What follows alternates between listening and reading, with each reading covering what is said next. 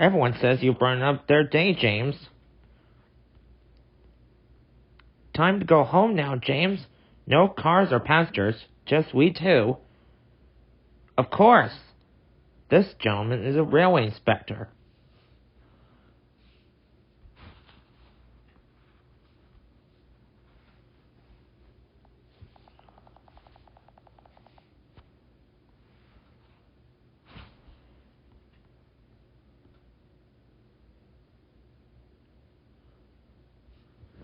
No more work for you today.